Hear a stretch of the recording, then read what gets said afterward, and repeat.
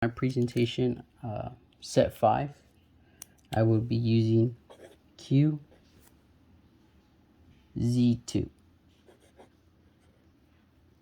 Okay, from the sheet, we know that Q has 4 valence electrons, while Z has 6 valence electrons.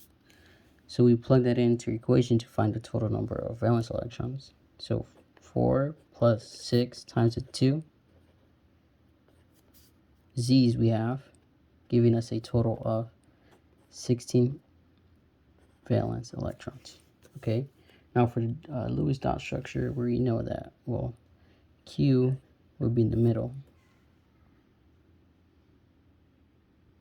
and Z's would be the outer atoms. Okay, so we go, that gives us a total of 4. Okay, so we continue.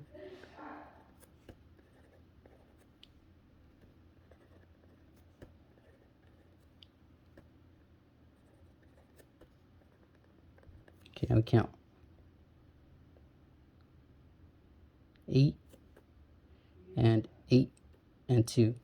So in this case, Z, which is 6 minus 6 minus 1, would give us -1, and we don't want that. So we're going to erase a lone pair and add another bond, giving us a new count of 1, 2, 3, 4. 6 minus 4 minus 2 would give us a 0. So therefore, we could do the same for the other side. And if we count the total valence electrons, we got 1, 2, 3, 4, 5, 6, 7, 8, 9, 10, 11, 12. Let me get that count. 1, 2, 3, 4, 5, 6, 7, 8, 9, 10, 11, 12, 13, 14, 15, 16, giving us a total valence electrons of 16. So it's all complete. And just to make it neater, let me write it again.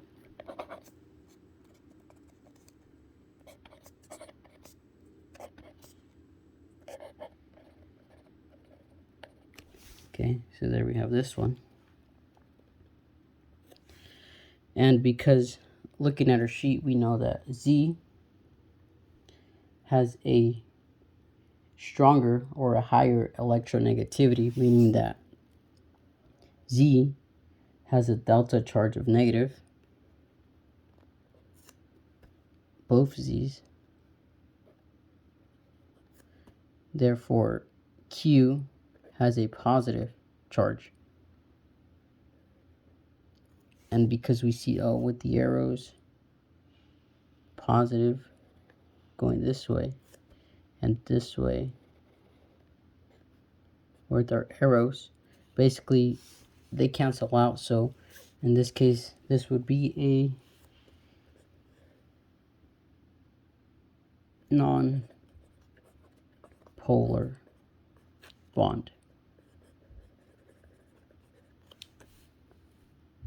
It will be non-polar overall. Okay, and because we see we have 2 orbitals, 1, 2, the hybridization would be an sp. Okay, so we see that Z's are negative, Q are plus, hybridization is an sp, and for my for my 3D model, as we can see, we have our Q, I have my Q, have my Z's, and my Z's.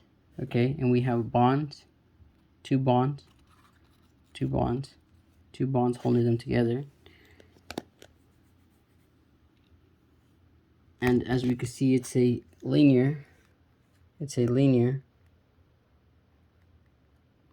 The electrodomain geometry is a linear, and since there is no lone pairs present with the central atom, therefore the shape is also a linear shape.